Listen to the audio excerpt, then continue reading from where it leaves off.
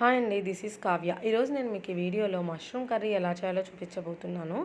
ఈ mushroom curry ఏంటంటే diet చేసే వాళ్ళైనా లేదా ఉత్త కర్రీనే తినాలనుకునే వాళ్ళకైనా చాలా టేస్టీగా ఉంటుంది. మష్రూమ్ పెద్దగా ఇష్టపడని వాళ్ళు కూడా ఈ విధంగా కర్రీ చేసుకోండి, చాలా ఇష్టంగా తింటారు.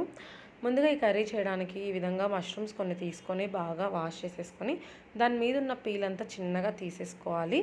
తర్వాత వీటిని చిన్న చిన్న పీసెస్ చేసుకొని పక్కన పెట్టుకోవాలి. తర్వాత స్టవ్ మీద కడాయి పెట్టుకొని కడాయి కొంచెం హీట్ అయిన తర్వాత కొంచెం ఆయిల్ వేసుకోవాలి. తర్వాత తాలింపు దినుసులు వేసుకోవాలి. అవి కొంచెం వేగిన తర్వాత కొంచెం ఆనియన్స్, టమోటా వేసుకోవాలి. ఆనియన్స్, టమోటా కూడా కొంచెం వేగిన తర్వాత మనం కట్ చేసి పెట్టుకున్న మష్రూమ్స్ వేసుకొని వాటిని కూడా ఊరికే ఒకసారి అలా కలిపెట్టేసుకొని దాంట్లోకి నేను కొంచెం పసుపు, కొంచెం ఉప్పు యాడ్ చేస్తున్నాను. తర్వాత కొంచెం వాటర్ వేసుకొని కలుపుకోవాలి.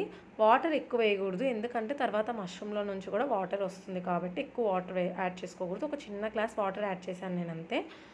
ఆ వాటర్ కూడా యాడ్ చేసుకొని కలబెట్టేసేసుకొని మూత పెట్టుకొని ఒక 5 మినిట్స్ బాగా బాయిల్ చేయాలి. ఆఫ్టర్ 5 మినిట్స్ చూడండి ఎంత బాగా బాయిల్ అవుతుందో. ఇంకా కొంచెం వాటర్ ఉన్నాయి కాబట్టి మళ్ళీ ఒక 2 మినిట్స్ ఉడికించాలి. ఒక 2 మినిట్స్ తర్వాత నేను దీంట్లో కొంచెం కారం యాడ్ చేస్తున్నాను. కారం యాడ్ చేసుకొని కొంచెం కలుపుకోవాలి.